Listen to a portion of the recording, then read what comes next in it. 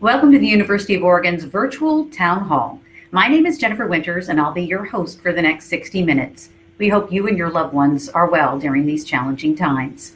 In today's town hall, we'll focus on planning for returning to on-campus activities at the University of Oregon for fall term.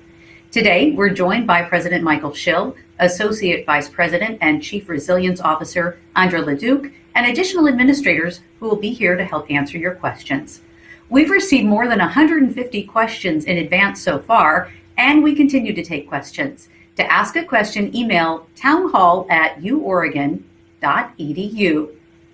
We're going to start with our President and Professor of Law, Michael Schill. So President Schill, the UL moved to remote operations in March in response to the health crisis, and last week you announced that we are preparing to resume in-person instruction for fall term. How did you make that determination? So we met with, first I'd like to welcome everybody to this town hall. And as Jennifer said, a couple weeks ago we announced that we were planning to return to an in-person education at the University of Oregon this coming fall. I'm excited about the prospect of seeing all of you back at the university this September, but I want all of you to understand that my enthusiasm is not the same as recklessness. In everything that we do, we will put the health and the safety of our campus community as well as the surrounding city of Eugene first. And that's what we were thinking about when we decided to come back, or decided to start planning to come back in the fall. As I've said, to the extent that we can safely and responsibly come back, the University of Oregon is planning to have on-campus, in-person instruction this fall. The University of Oregon, like so many American universities, is much more than just a series of courses that are delivered online. The success of higher education and what makes the American system of residential higher education the world's greatest is the interaction that our students are able to have with professors and peers in classes, in labs, at the library, as well as all those intangible encounters in facilities, in athletic facilities, in residence halls, and in the student union. So while we were quickly able to pivot to remote education this spring, I hear daily from many of you, our students and our faculty, as well as our staff, that you are hungry to be back on campus in our campus environment. And I'm hungry for that too. Like all of you, I miss interacting with faculty members, I miss talking with students, and I miss the routine and the energy of life on the University of Oregon campus. In-person instruction and vibrant campus environments are really at the heart of our mission as a world-class research institution. Now, setting out a goal to return to the campus in fall gives all of us something to work toward during this time of so much uncertainty. Now, I understand that many of you are anxious and you're uncertain about the future. And I got to tell you, sometimes I feel that way too. Some of you might want detailed plans, and you might want them yesterday. And indeed, I'd like them yesterday so we could eliminate all of the uncertainty facing us. Unfortunately, that just can't work in our rapidly changing environment. We are now at the early stages of planning. I pledge to all of you that as we develop plans, we will be transparent, we will follow the advice of the leading public health leaders and experts, and most importantly, everything that we do, we will do with safety of our community, both in Eugene and our students and faculty and staff safety in mind. We can all do this together. and that is what's important. We cannot do it separately.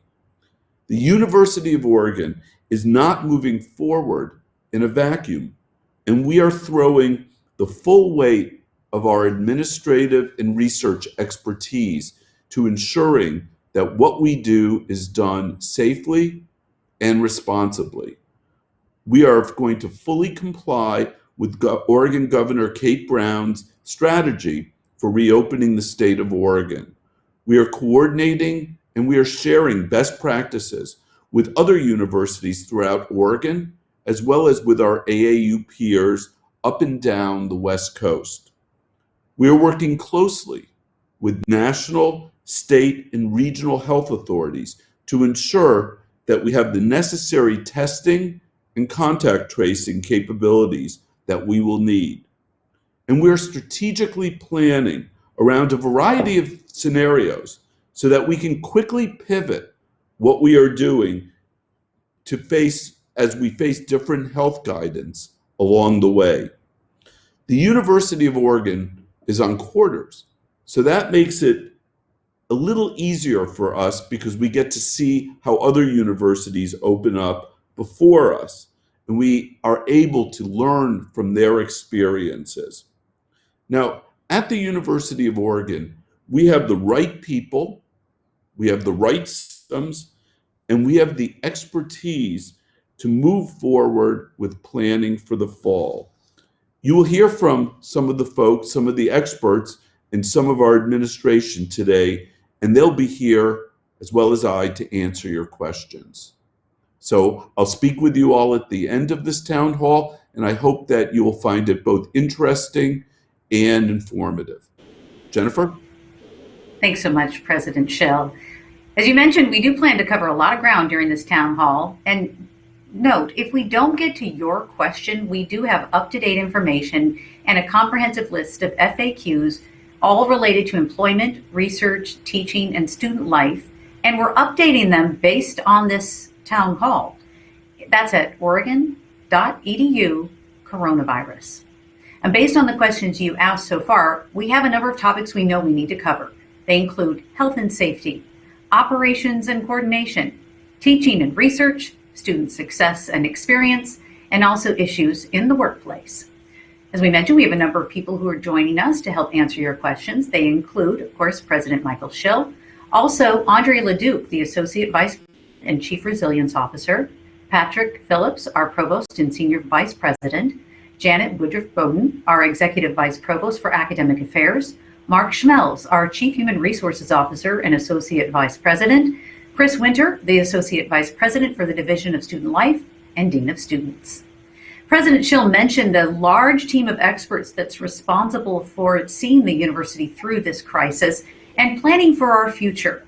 The incident management team leader is Andre Leduc. He's our Associate Vice President and Chief Resilience Officer. It's a mouthful.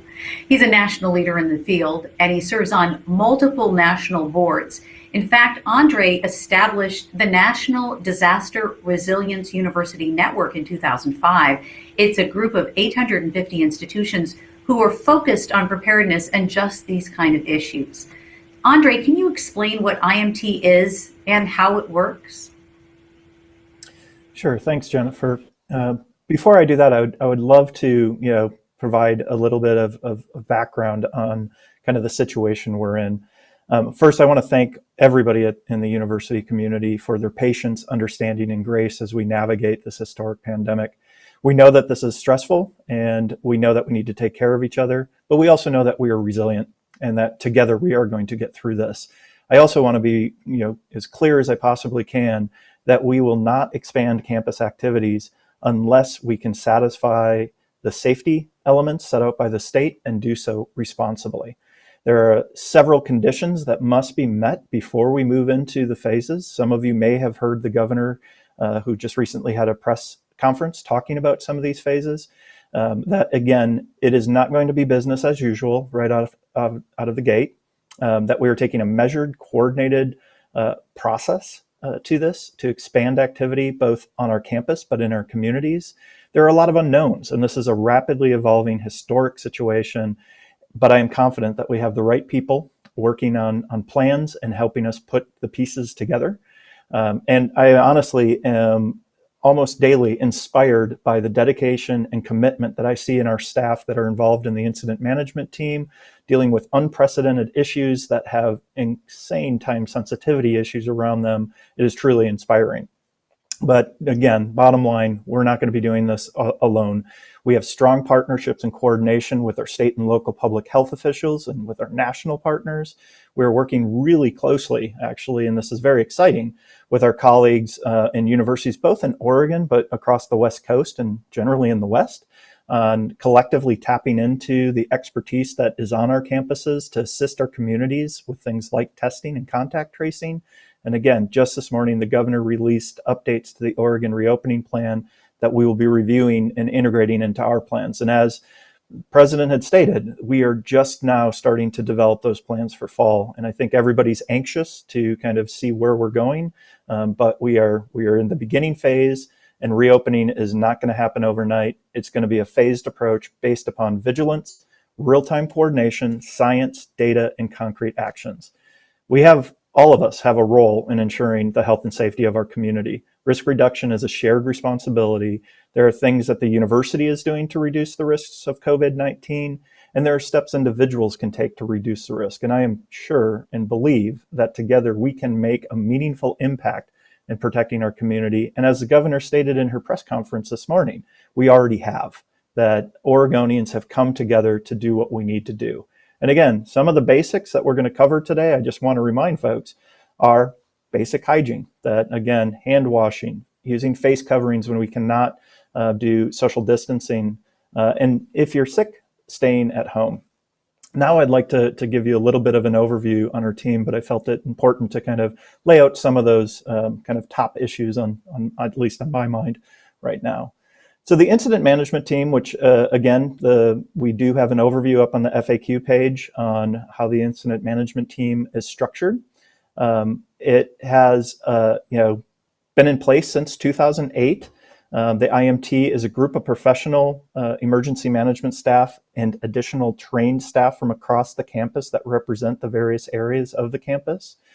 We initially started the team actually in 2008 during the H1N1 outbreak, and have managed incidents that are everything from power outages to winter storms to, unfortunately, we have had meningitis outbreaks and mass vaccination campaigns. And additionally, our team, it was honored to go and support the Umpqua Community College after their 2015 mass shooting and helping their campus kind of put pieces back together and get back on their feet. We currently have over 150 members actively engaged in the COVID-19 response and planning. The IMT reports directly to the president and the policy group. So when we set objectives and things like that, they are all going up to the president and the policy group, so that the IMT is really establishing kind of that a common organizational structure that lets us kind of quickly cut across administrative units and integrate with academics all at the same time to focus on the incident at hand. So it's effectively an integrated systems approach. And the thing that is also very beneficial for us in this type of situation is that this isn't unique to the University of Oregon. Incident management teams operate at the local level, state and federal level. And so it allows us to quickly plug into our county emergency management, state emergency management, and federal emergency management systems. So the system was designed for events like this that are rapidly evolving, where we're constantly taking in new information and have to be agile. And again, you can find more information on the website about the incident management team and kind of our current structure. We got a little bit of a sneak peek there of some of the objectives of the team. And I know some of the questions that we've gotten from folks is really how will you know, what are your goals? How will you know when you can open? So if you can just briefly review your focus, your team's focus again. Yep. Happy to do that. So again, yes, the incident management team, if you're familiar with the strategic planning type structure, we operate off of objectives. Those objectives are things that we develop based upon the situation, and then ultimately push those up to the policy group for approval. And so our objectives now are First and foremost, reduce the likelihood of COVID-19 illness among students, faculty, staff, and guests of the University of Oregon, and develop mitigation plans for fall term. So it's kind of a twofold that we are currently in the stance or the posture in right now, where we're, in kind of a remote mode, so we have to maintain that. But at the same time, we need to look to the future and develop those plans. Our second objective is developing comprehensive testing and contact tracing for the university in partnership, and this is critical, that we are doing this in partnership with Lane County Public Health and the Oregon Health Authority. Just as I said, we can't do this alone. It's also very exciting to see that we are establishing stronger relationships and connection with OSU and OHSU, and looking at how we can, as universities, assist our communities in the testing. The third element is we need to keep you informed. And so that's why we have things like the website, and making sure that in events like this, to keep our campus community informed. We are looking at how do we minimize the disruption to our students, faculty, and staff during this outbreak and pandemic, and identifying opportunities to accelerate the university's recovery and ultimately strengthen our mission. And of course, last but not least, we need to continually assess the financial impacts of COVID-19 and protect the long-term financial stability of the university. So those are the current objectives that the incident management team is operating under and working on every day diligently to kind of move the dial on those elements. Andre, a lot of the questions that people are asking are related to sort of an all or nothing approach. They can't imagine how we would just open. But what are some of the things that specifically have to happen in the state and in our region before we can do that? Yeah, so again, today the governor just had a press conference at 11 to kind of 11 a.m. this morning to talk about some of what they're calling kind of the gating criteria. And so it is not an independent decision, meaning the University of Oregon cannot just simply say we are going to open. We are working in concert with the state and the state's reopening gating criteria and phases. And so we work with our local health authorities, Lane County Public Health, but also then with the Oregon Health Authority. And underneath the reopening Oregon guidelines, there is a phased approach. And there are a number of things that counties need to meet before they would be allowed to move into one of those phases. And so right now we're underneath the current executive order. Then what we would be doing is moving into these phases, but phase 1, 2, and 3. And what they're looking for at OHA is a decline in the prevalence of COVID in the community. So basically looking for either flattening or downward trend of cases. They're also looking for things like minimum test thresholds. So what are the local capabilities of testing? Expanding contact tracing, which again, I'm sure most of you have been learning a lot about what contact tracing is over the last several weeks. Making sure that we have adequate isolation facilities so that if people do show signs and symptoms that we're able to isolate effectively. And then there is federal guidelines for sectors, and that's one of the things the governor was talking about today on what the criteria for each phased approach will be for each sector, and then sufficient healthcare capacity and sufficient PPE for our medical and frontline staff. Andre, when you mentioned the sector guidelines, does that mean like higher education would be a specific sector? Do we have our own set of criteria because we're a school? Yes, actually. And so currently we are operating underneath the executive order that put us into kind of the remote stance. And so what the state is currently working on right now is establishing for the phased approach for kind of phases 1, 2, and 3, what the expectation and guidelines will be for post-secondary institutions. Tomorrow we have a meeting with the Oregon Health Authority. They are quickly, as fast as they possibly can, kind of trying to get these sector guidelines out to campuses. Because again, this is that first step then to allow campuses, whether it be the U of O, Lane Community College, OSU, to develop the more detailed plans. And that's where I want to continually remind folks, these are detailed plans of what we're going to be our goal of fall. Of how do we move into kind of our fall term. So we're trying to use the time we have now to do thoughtful, but by no means will it mean opening up in the next several weeks or even the next month plus. So, Andre, I know that you're working very closely with other universities. We had intended to show some of those shared goals, but I think we're going to pause and turn to the provost, and we may come back to those in a little bit. We just think that that would be a great use of time so that we can start talking specifically about some of the actions and how these would take place. So that does bring me to our provost, Patrick Phillips. He's also our senior vice president. Patrick, what are the things that you and your team are focused on when we think about how we move through this process and how we bring students together and also begin our research activities again? Well, I joining the president and welcoming everyone to this town hall. I don't think we can talk about the fall before we acknowledge where we are right now in the spring. And just to say again how grateful I am and everyone is to the hard work that everyone has put in to make this so successful. And of course, that's our faculty and our staff who work so hard, but also the students who have been quite flexible in their approach to education. And that's a big part of our motivation to understand how we transition into the fall. And I guess it's somewhat flippant to say that, you know, if we've done this, I feel like as a community, we can do anything. We have almost a luxury of 5 months of planning. And so we have the capacity to look at a variety of scenarios and understand what we're getting into. I also want to acknowledge that you know, these town halls are great. It's a great way to connect to thousands of people simultaneously. But we are moving so quickly that, and we have 5,000 employees, 20,000 students. So it is difficult to maintain the communication and have everyone feel like they're connected. So I'm going to be visiting all the schools and colleges in faculty meetings over the next 2 weeks, just so we have a chance to answer more detailed questions. And I know that the opening the fall is our topic today, but lots of people on campus have questions about a wide variety of aspects of what's going on right now. So we'll figure out ways to continue to engage everyone.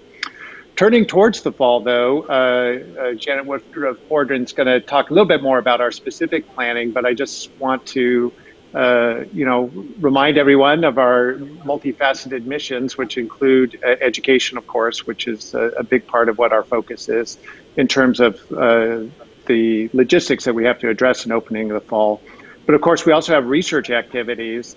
And I think right now, the research office has done a great job communicating with our research groups. We also are looking at plans for what it means to open some of the research labs first. And I think that they're a great opportunity to test out best practices, what distancing can work like, and also to think about how to implement testing in an effective way at the same time. So I'm very proud of the interests and the efforts of everyone in the research space to do this. And then that also leaves us with the final great contribution of a university, which is our role in society to further research. And we have done some really great things in response to the crisis, including you know, individual research projects, which we've been highlighting and people can find on the web, but also to actually think about advancing the science that we need to, for instance, in testing and contact tracing as we move forward. So, Patrick, that's actually a really, that leads me to a question that a lot of people have asked. It seems like testing and contact tracing are one of the keys to the whole globe being able to open. How will the University of Oregon get to a point where we can test our students and our employees and keep track of folks if they do get sick or come in contact with someone who may have been sick? Yeah, so I acknowledge especially that a lot of people have concerns about this specific topic. I think it's safe to say that I join many with the dismay that we had about some of the centralized responses on what testing means and ramping up to that. And there's no question that a month ago, the University of Oregon wouldn't be in a position. And quite frankly, we're actually exceeding right now the lower thresholds that Andre just referred to from a county perspective. But the reason why we are able to exceed that right now is because the University of Oregon actually stepped in through the independent actions, really, of a number of faculty and staff to create a fivefold increase in our testing capacity within Lane County and in collaboration with Mackenzie Willamette Hospital. So that's a direct contribution we've done. Right now, we have an effort led by a number of people. And on the faculty side, Bill Kresko, who's our director of the Data Science Initiative, and Leslie Lev, who's in the College of Education and in the Prevention Science Institute, to look at what it is to create the next level of testing capacity using the fact that we are a research institution, we have great capacity in genomics and molecular biology. So we think that we can actually have 100 or 1,000-fold increase in testing by sometime this summer. And this is really efforts that are being done in research institutions across the country, but we are in close collaboration with other Pac-12 universities, for instance, that we're just starting a consortium. All the universities are looking at this. And then on the contact tracing, which those of you who don't know what that is part of the public health response is when someone's sick, you want to quickly identify other individuals that they've had close contact with so you can test those individuals to stop the spread as soon as possible. And of course, we have great expertise in human subjects work. We actually have people who are trained in contact tracing, and we have the capacity to stand up actually a pretty impressive workforce immediately. Now, all of these things are done in concert with the local health authorities because we don't all of a sudden create our own public health authority here. And the other reality is that we all know that we're a central part of our communities that we exist in. But we can't be a bubble unto ourselves. We have to provide the context and the capacity for the entire community as we bring up our own capacities. But we have 5 months now to explore this, to see what we can do. I'm actually extremely optimistic. We're making the investments in equipment and people to be able to bring this online as soon as possible. And just to reiterate, our general theme here is that this is not an irresponsible, just hopeful, well, we're going to open. This is done with an acknowledgement of the kinds of capacities and resources that are necessary to do this safely and following best public health practices. And we are doing the planning. We've actually made the investments. We're well ahead of where I thought that we could be capable of at this moment in time. So I'm very proud and also optimistic. And it really does highlight the role that having a major research university in the middle of a kind of a sparsely populated area, really, we have the best of both worlds here, is that we have low population density in terms of transmission, and then we have the capacity to really implement a very high-end public health response. All right, thanks so much, Patrick. I want to get to some of the nitty-gritty now, some of the details, and so I'm going to turn back to Andre now. Thank you, Patrick. Andre, I think one of the big questions that we've gotten, you talked a lot about the theory of how we would make decisions, but one of the big questions is how are we going to do something, for example, like lecture halls? How might those phases work over time if we're bringing students back to campus? How do we be sure all of those students don't end up contributing to the spread of COVID? Sure. So there's a lot in there, and again, kind of reiterating that it is nice to be on a quarter system, that we have time between now and fall term to kind of establish some of those elements. And the other part that I want to point out is that when we talk about the partnerships that we're forming, we have been working with all the public universities and have developed kind of a shared planning framework. And lectures were something we were just talking about yesterday of how do you handle large population in lecture halls. And so in phase one, and again, tomorrow we'll be talking with OHA to kind of get, hopefully some of the final guidance on phase one. But in that phase one, what we're really trying to do is have a common planning approach, shared operating principles, and be consistent. So whether you are at the U of O or at PSU or OSU or Eastern or Western, that we're kind of taking the same stance. And where we currently are right now is in phase one, that would be that we're still in a remote stance. As we would move into phase 2, we would really be looking at, right now we're projecting current guidance is about 50, groups of about 50 are allowed. So then we're just looking at, okay, well, how would we then operate our lecture halls with 50 or less? So that would mean looking at hybrid, looking at smaller groups, different course operations, and those are things that the academic continuity group is addressing. And then if we would move into phase 3, the current is again a lightening of kind of the smaller groups, where we might be able to have groups of 100 or 200. And again, OHA is still working on kind of giving us more of the specific guidelines. But what we're then doing is, okay, if we have a number, we can then start looking at how would we put people into spaces. And so we're actually running models to show, with the separation, how would that work? Realizing that one of the big pinch points we're going to have would be doorways, hallways, staircases. And that's why part of this plan includes having face coverings, and those again are not the medical grade, but just the simple cloth face coverings are likely to be a big part of our plan in fall to protect folks. But so kind of each phase, we're looking at different kind of methods of how our campus spaces can be utilized for that instruction, but it will not eliminate that. We will still have some hybrid in the sense of some instruction will still be remote during those phases. Yeah, it's incredible to think about like all of those opportunities, and it's nice to know that you all are thinking about some of those, like, the staircases and the doorways. And of course, one of the things that we really want to think about as an institution of higher education is how we continue to meet our mission of providing outstanding education and ensuring that our students get really those experiences with their faculty. And for that, we want to now turn over to Janet Woodruff Borden.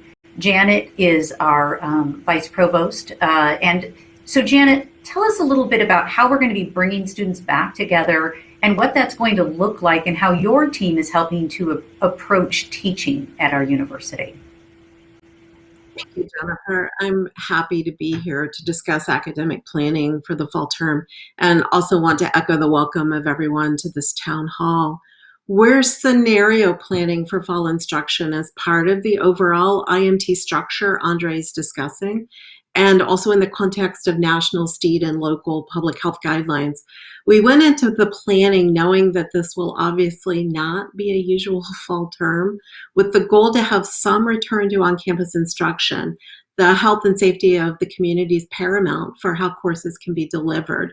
This is going to require some behavioral changes for us in how we schedule classes and how we meet with our students.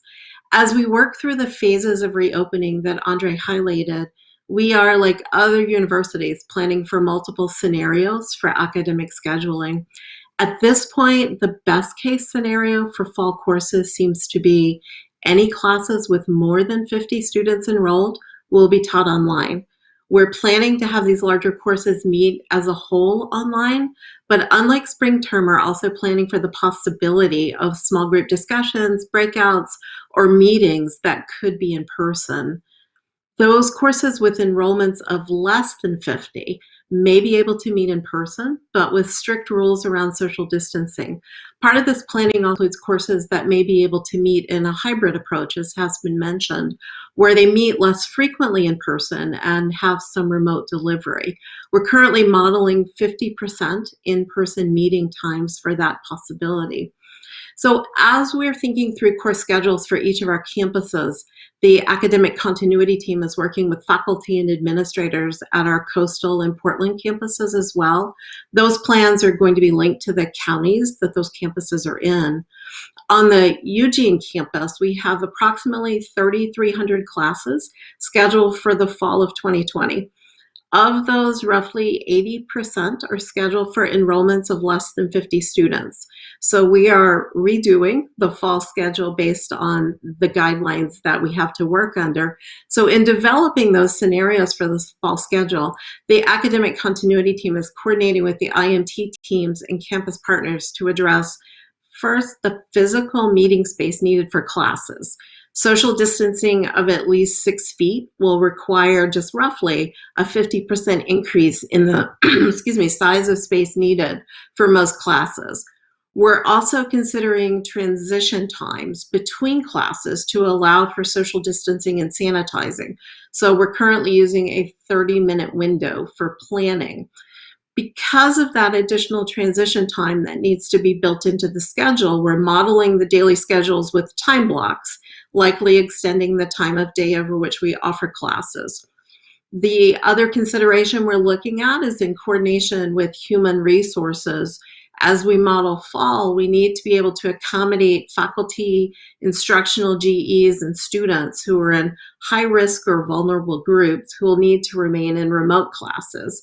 Because we're scenario planning, we're also making contingency plans should we need to return to a fully remote schedule at any point. I think it's important to note that as we build a schedule for courses and determine where to teach each of the classes, we're consulting with and actively involving the leadership teams of each school and college.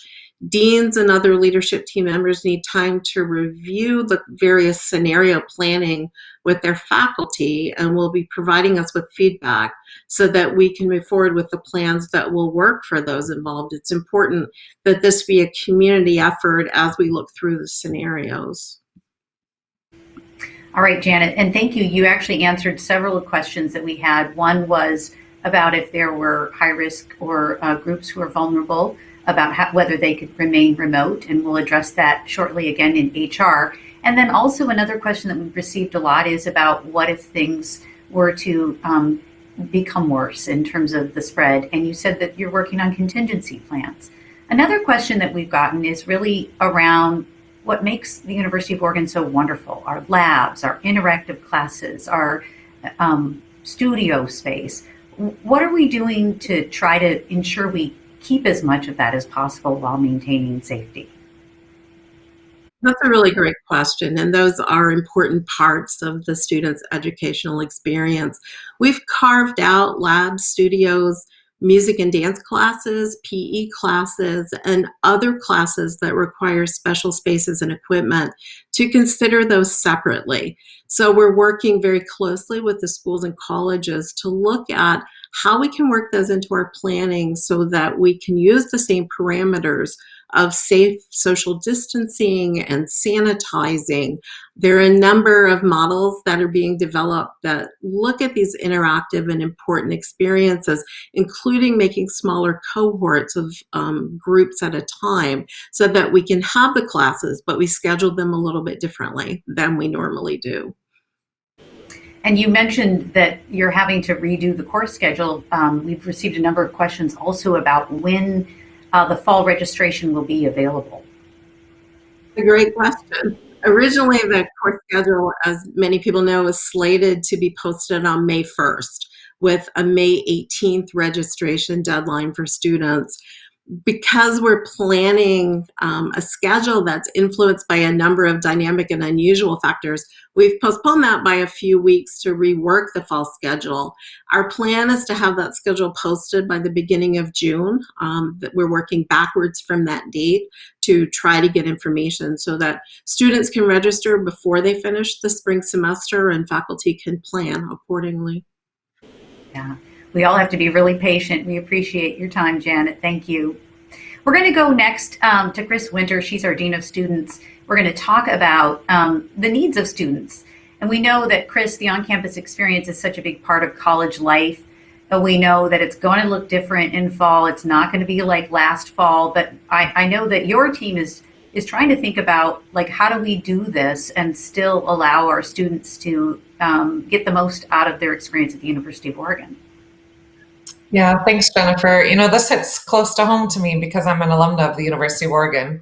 And while I thoroughly enjoyed my experience in the classroom, I love my professors in the College of Education, the outside of the class experience is really something that shaped my education and allowed me to learn in different ways. And in fact, that's how I figured out that that people worked in higher education itself. So my on-campus employment led to my current career. So it hits close to home for me. We're working on a number of plans on how we can offer experiences and resources for students that really focus on health and safety first. That's our first priority as we look forward to planning for fall.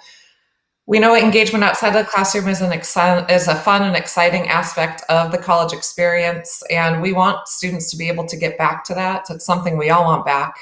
And I know things won't be exactly the same, but I expect us to have a robust student experience that prioritizes health and safety when we return in the fall. We know students crave interaction with peers, and that comes in many ways. It could be through a job, it could be through internship opportunity, or be involved with clubs and organizations. So we're working hard to creatively offer those experiences and more for students coming in the fall. We're taking a lot about what we've learned from this term, from spring term, and thinking ahead on how we can offer activities and how we can promote our services to students as we move forward. We know students need additional resources to be successful, and so we're thinking through, and again, honestly, this term has taught us so much in that regard. We're looking in what we can do in person versus what we might need to think a little more creatively with, and where do we want to infuse some technology. And as you've heard other people say, all of that is a little bit up in the air as we wait for guidance from the state as we see how we're doing with this fall. But I know that we will have great plans in place to engage our students because they deserve that as part of the U of O experience. We're going to focus on first reopening the EMU and our rec center. We know those are two places where the students really gather and connect with each other, and so we want to make sure that we're focused on that. We're looking at food service, we're looking at the on-campus housing experience, as well as activities and events that make up a student's college career. We've had a lot of innovation this spring term. We've had a virtual music festival, do-it-yourself craft kits, online yoga, one-on-one leadership consultations. And so we'll take what we learned this term, we'll see where we are in the fall and see how we can offer those experiences and activities for students in a way that makes sense, that promotes health and safety, but that also gives students the experiences that they will need. I also want to take a brief moment to talk a little bit about students in financial crisis. We know that's something that continues for our students. Last time I was on a town hall, we announced our Student in Crisis Fund had an infusion of philanthropic support of $1 million. So I'm happy to say that we are at the point where we have awarded half of that. So in the last month, we've awarded $500,000 to students. My office continues to receive and process requests from students. And it is a priority for all of my staff that we are making sure we're doing that as quickly as possible. But we also have access to some new funds now through the Student CARES Act fund. On Tuesday, we released information to students on how they could access those funds. They can apply for those funds through the application that's on our financial aid website, and you can see the information on the screen below of where to find that. There's eligibility requirements that are listed there. It applies for U of O undergrad and graduate students. The grants are available to cover expenses that are a result of a disruption to campus operations caused by coronavirus. Funds will not impact current or future financial aid, so that's very important for our students to be aware of that fact too. All of this is to say, we know that our students deserve a fantastic student experience at the University of Oregon. We're committed to our work. We're committed to learning from the spring. We're committed to moving into fall with a renewed spirit and innovation in how we offer those services to our students that honor the health and safety, first and foremost, of the U of O experience. Thanks so much, Chris. And we know that those screens went up pretty quickly with the information. So folks, if you do want to find out more information, it's the Dean of Students or Financial Aid. They're also on the coronavirus webpage. So they can always follow up and learn more information about those funds that are available. We'd like to turn now to Mark Schmelz. He is our Chief Human Resources Officer. We have, of course, more than 7,000 employees who work at the University of Oregon. Many, if not most, have been working remotely. And as we begin to think about having on-campus activities, what is your focus and planning, Mark? Thanks, Jennifer. My focus as we begin this next phase of our journey together as a campus community is first and foremost on the health and safety of the workforce. And so, certainly I think all the previous speakers have addressed what we're doing with regards to planning and health and safety.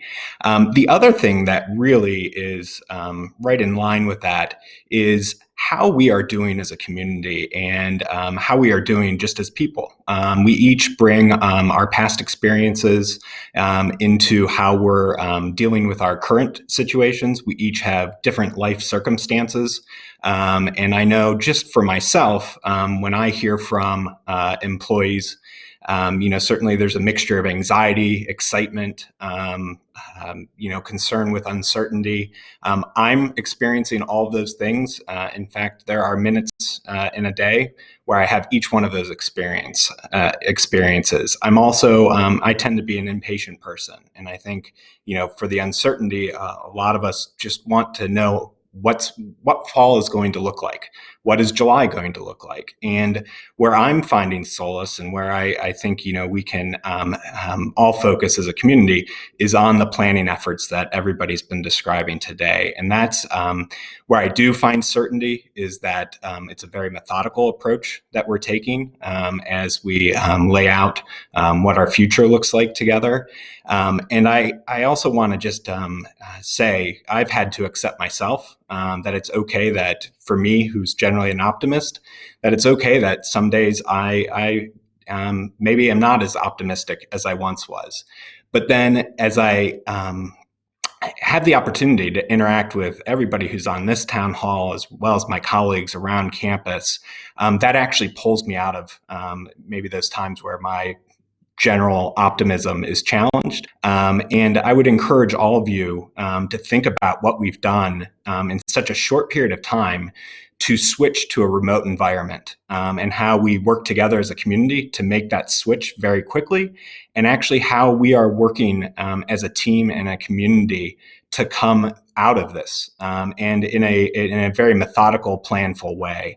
And I do think for me, that's where I get my strength and energy. So I just thought I would share that as a tip for the rest of the workforce that, in those times that you're feeling challenged and anxious, think about this community and what we've done together, and think about all the planning that's taking place right now that's been described. It's tremendous to be a part of. And a tremendous, experience we're all having together. So, Mark, one of the questions that we just received is related to something we've talked a little bit about. People want to know if they have health or age-related conditions, or they're taking care of people who are in a high-risk category and they're not comfortable returning to in-person activities. What will their options be? Sure. Thanks, Jennifer. And, as Janet referred to and as Andre referred to, there are plans being put in place for what activities can happen in person, what might still need to be done remotely. And so to help facilitate those efforts, we actually began outreach this week to part of our community, specifically student employees as well as faculty, to understand what their needs are for remote teaching. And we will begin a similar effort with all employees next week to reach out to understand their needs so that we can incorporate that into the planning. Certainly, as I referred to just a moment ago, we very quickly as a campus community moved a lot of what we do to a remote, flexible format, and have been working really well together to make sure that we can operate together in that format. Certainly there's always been a segment of the workforce that's been on campus, even while most of us are off campus. But that experience with remote work that we've had, I think will serve us very well as we work through the phases that Andre described, and as we work as a community to deliver course instruction as Janet described.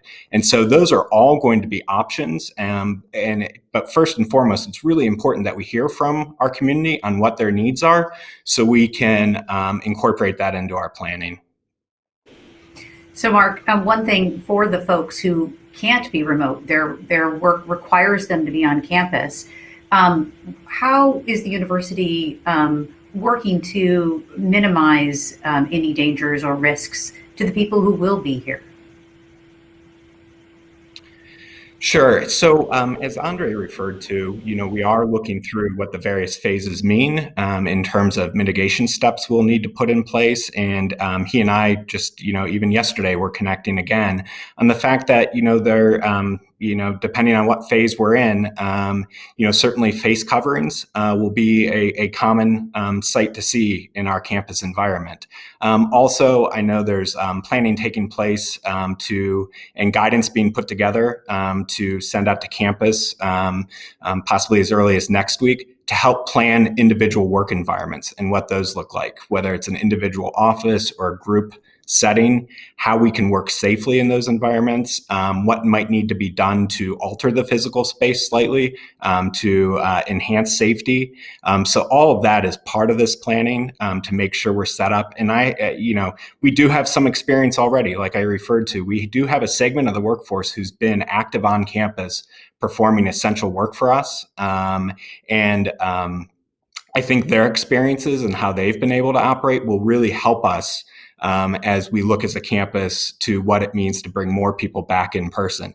Again, in a methodical fashion with safety in mind. Each work environment will be different. So the guidance that's being put together will really help individual managers work with employees to make sure that work environment offers appropriate social distancing and all those things, just like we're doing in the classroom environment, which Janet referred to. I should point out for folks too that the Human Resources website has an entire section on remote work and information about response to the pandemic, which covers all of these things such as accommodations and leave and the additional leave that was granted that we covered in a previous town hall. So we do encourage people to go to that HR website and learn more information if your specific question about your situation wasn't addressed. I'd like now to bring Andre back so we can ask a few more questions that we're receiving. Andre, one of the biggest questions that we have is about housing and about whether we will have housing, whether students will be able to, whether it will be required, and roommates and physical distancing. A lot of questions about how we put kids together, young adults together in a living environment.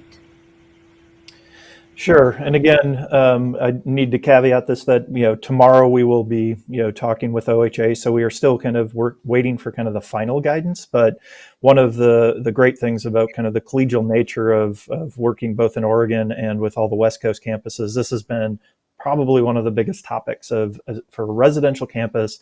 What does residential life look like in fall? And so where we're at now is we understand that it is highly likely that there will be a reduced or kind of an impacted footprint of kind of looking at social distancing within our residential facilities. And again, we're waiting on kind of the specific guidance, but all of the housing directors for the public universities have met and started to build out kind of frameworks that we can share with our public health officials to see, what their guidance is on that. And then the other key is that we will be, developing comprehensive plans around isolation and containment and assuring that we have appropriate PPE. So it's too early to say exactly what, housing will look like, but we are in the midst now of kind of developing a set of plans and doing that again in collaboration with not only the Oregon public universities, we are also now in discussions with the private universities in Oregon and with a number of our West Coast campuses as we are all kind of wrestling with this. And part of this is looking to see, which states and kind of different best practices that can be put in place. And again, one of the things I can say is that I think that the residential housing is going to have more detailed plans than most housing in the country, that these are very committed staff that, do not want to put people in places that would not be safe. And so it is being thoughtfully put together and making sure that we have kind of contingency plans for various scenarios that could play out. So another question, Andre, that we've received related to that is if a student were to become sick, does your planning have options for how they might be quarantined and whether they could continue to get an education and continue their studies? Yep. Yeah, so part of the contingency planning that we're doing would be how do we maintain kind of the educational experience, because there's a difference between being quarantined and being sick, meaning if you have to do a 14-day quarantine, and we hope that you do not get sick, that's 14 days that we want to have minimal disruption. And so again, looking at what are the options to make sure that they can still stay connected as a student to their coursework, and make sure that they have the assets or resources that they need to be able to do that in kind of a remote posture if they would be in quarantine. And again, that's where we're at the early stages of framing those up, but that is definitely something that we're looking at, that it wouldn't be just isolating a person for 14 days, but looking at what are the things that we can do to make sure that they have minimal disruption in their academic experience. So, Andre, if people want to learn more about how the IMT works or some of your structures, and I think you mentioned we have 150 people, is it 14 different policy groups that are each planning all of these scenarios? Is that right? Is it 14 groups? There's a number of groups. Don't quote me off the top of it, but there is an org chart on the website that you can see. And that, you can find more information about the incident management team on our website, but also, encourage you, if you're interested in how incident management teams use, it's stuff that you can readily find on the website, that we follow the federal emergency management model, and our team structure is similar to the large teams that deal with everything from hurricanes to tornadoes to other large incidents. And so we're unique in the sense that there's only a handful of universities that operate an incident management team in the way that we do, but we feel very fortunate to have that capacity and capability on our campus and also within our community, so that we're able to assist where we can when we're having a good day and somebody's having a bad. We will go and help. Great. And Andre, I'd like to ask a couple more questions of you, but first I want to just do a time note for everyone. We had said that this would be a 60-minute program. We're going to go a little bit longer so that we can be sure we get to all of your questions, and also get an opportunity to hear again from President Schill. So, Andre, one of the questions that we have heard is about how the community can deal with people who may or may not be following physical distancing guidelines or wearing mask guidelines, or gathering. Is the university in a position where we can enforce these kinds of things when we come to fall, or how will we be working with our state partners to be sure that people are taking those kinds of actions that we know are so essential to our success? That's a really, really good question, and I'll take a note from the governor, and because it was a similar question that was asked at her press conference earlier today. That the thing that I think we can all be proud of as Oregonians is when we were asked to kind of hunker down and flatten the curve and reduce kind of the spread, we did, and it shows. You can look at the statewide numbers, and so as we move into this next phase of kind of again, being, getting familiar with the fact that you're going to see more people wearing masks. We're really going to be hoping that it becomes more of a social norm. And that's where we have time between now and fall term. When it comes to enforcement, that is a really difficult one, that we really need everybody to be an active participant in this and consider each other. That again, you're wearing a mask really to protect people around you. And that mask, reduces any, kind of aerosols that could be coming from you. And so it's one of those things when we think of those frontline workers, whether that would be, both our first responders, but when you think of people that are running, our grocery stores and other elements, that masking is just a way that we can protect them better. And so we don't, envision, we don't have the capability to do mass enforcement. We will be, hopefully expecting people to follow those rules. If we see that people are not, we would use an educational based approach to start, and, then would escalate if we'd have to beyond that.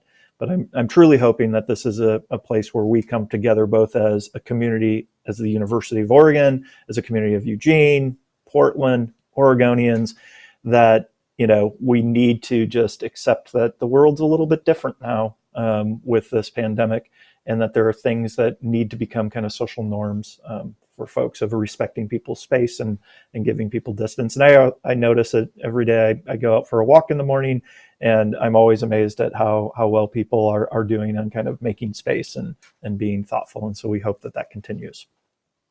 All right, thanks so much. And of course, I've got my handy mask with my Oregon colors always at the ready. Thank you, Andre. I'd like to bring Janet back briefly to ask another question that we've received about classroom. Janet, we have a question about if students are in a face-to-face class but are concerned, and they may either fall in a high risk or be caring for someone in high risk, will there be a way for them to access their educational materials? That's a really great question. Thank you. One of the advantages we have, because we do have time to plan before the fall term begins, is that the schedule can include options for students if they're not comfortable returning to campus quite yet. It can allow them to have remote classes, online classes, and to build a schedule that way. And that really is our goal. We want to extend to our students the same plans that we're extending to our faculty and staff, that should they be in a high-risk group, they should not be returning to campus, and yet their education needs to continue. And that really is it's an interesting moment for us to have adequate time to be able to plan a schedule that way, which is different than we've ever done.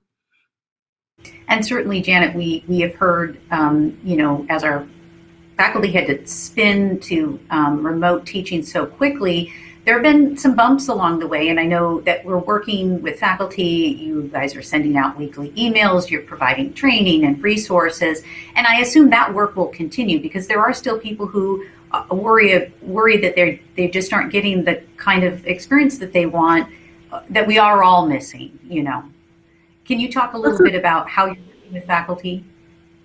Yeah, thank you for the question. In terms of the question of maintaining quality of our instruction, I do want to first say that our faculty and GEs have responded with tremendous grace and dedication to a continued quality educational experience for our students. It's been hard to navigate spring remote instruction, and I remain in awe at the efforts that this community has been engaged in to make it work. But as we address the immediate needs of recrafting the fall schedule, those working on academic continuity are also mindful of the support that faculty and instructional GEs will continue to need, just as in spring and summer. The manner in which fall courses will be offered will be new to many. Spring has been a learning experience for us all. As Chris noted, we've learned some things that work during this term, and we've also discovered some areas where we need additional support and growth. So we're using those experiences to inform both the summer and the fall to ensure quality that's characteristic of a University of Oregon course. I want to highlight that there's ongoing instructional support, like you mentioned, Jennifer, through the Provost faculty and GE support team, as well as on the Office of the Provost resource page that was developed to teach through the pandemic. This is continuously updated with workshops, trainings, and technical help in coordination with information services. Another space that's important is that our Academic Council of the University Senate addressed for summer term and onward the expectations of engagement in remote courses that will foster an increased interaction between instructors and students. We know that's a vital component of the connection that makes a UO education so special. Although we can't all yet be together in person, increased engagement allows our community to stay connected and for the educational experience to be a rich one for our students.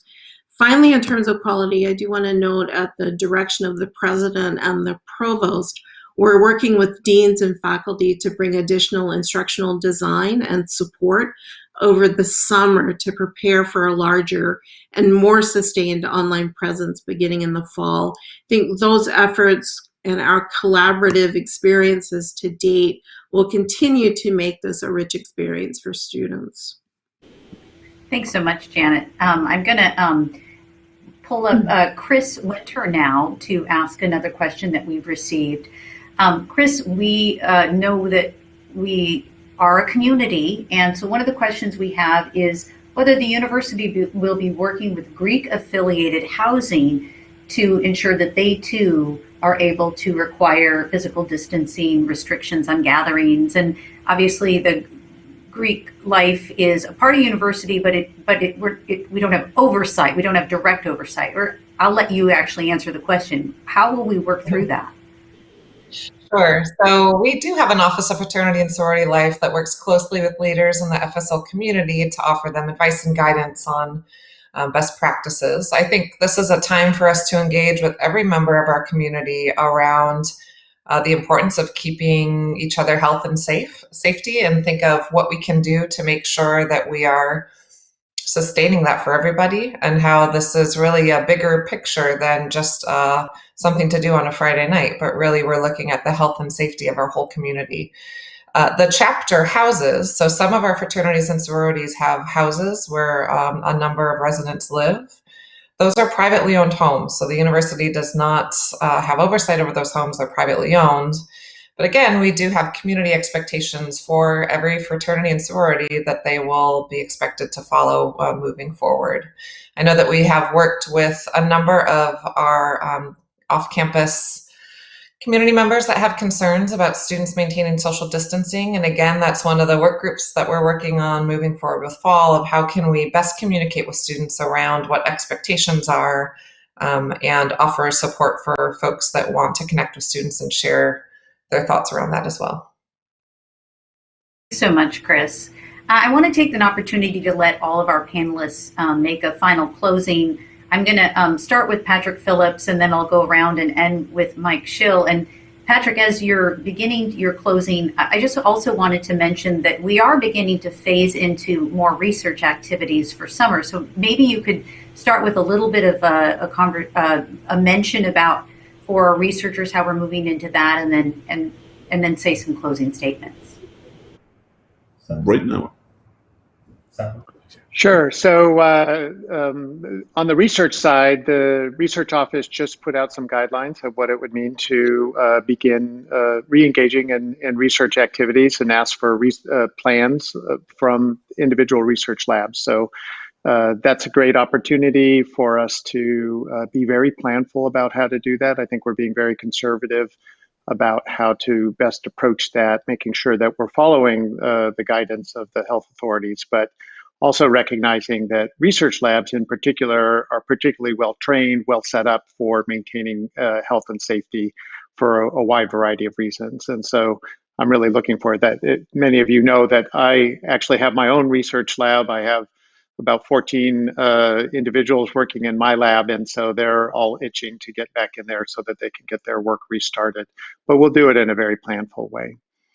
And then just to wrap up, I just want to acknowledge that we are not naive to the fact that we are part of a national conversation about what it is to reopen. And this is not Atlanta, Georgia. This is Eugene, Oregon, and Portland, Oregon, and Charleston, and the other locations that we're based in. We're going to do this in a planful, correct way. I just got to say that we are blessed to have the kind of capacity that we do have in terms of our emergency and incident management team, the expertise that we have, and we are not alone. We do not have a med school here, but we are part of a network of really international strength. University of Washington, Berkeley, UCLA, all these organizations were in very, very close contact. I'm meeting with all the Pac-12 provosts every other week. The president is on calls with other presidents across the country.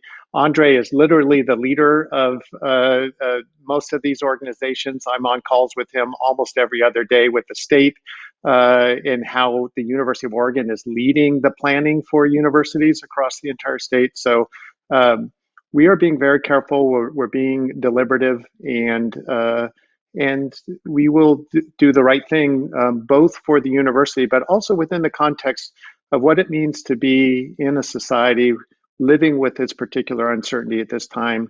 And we recognize that we can't go on forever not engaging with the world. And so we got to find that delicate balance.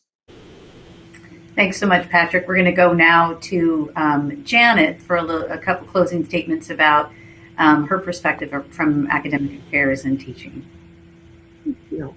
I want to close with an acknowledgement that navigating through the uncertainty of how campus reopens, what classes will look like, and how the fall term is going to play out is difficult. And I thank everyone on campus for the work that they're doing on behalf of our students and the community. The fundamental principle of keeping our community safe is at the heart of our academic planning. We are looking at different scenarios with that safety in mind. The faculty, staff, and students are what makes this institution special. So our planning for fall courses is guided by data, by science, and by the best practices of instruction available to us in whatever situation we find ourselves in. I think we need to have confidence that we are a quality institution offering quality courses to our students.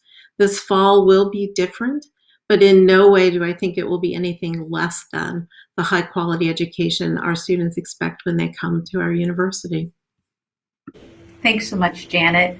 I'm going to turn now to Mark to say a few more words as we say our goodbyes related to human resources and how we're taking care of our workforce. Mark? Thanks, Jennifer. I just want to reiterate my thanks to all the employees of the university in helping us get to the moment we're at right now. So the whole transition to mainly remote work has just been tremendous. And it's that spirit with which we did that work, which will carry us forward into our future and the fall and beyond the fall. And so I couldn't be more proud to be part of this community and to get to work with all the talented individuals who make us the great community we are. And I just look forward to that continued work and our future together. Thank you so much, Mark. And Chris, of course, we miss the students so much. We cannot wait for them to be able to come back to our campus when it's safe and responsible to do so. Anything else that you can say about the work that you're doing with students and how we'll continue to approach that? Yes, thanks, Jennifer. We do miss our students so much. We're committed to giving U of O students the experience they deserve. And it's part of the reason why they chose the University of Oregon, and we are committed to making sure that they get that. It has been inspiring to see how we've come together in a new way this term. And while there have been challenges, no doubt, it's also helped us to see new ways to meet people and to connect with people that we hadn't had before. So it's almost given us an opportunity to be innovative and given us some things to think about in the future and how we can continue to do so.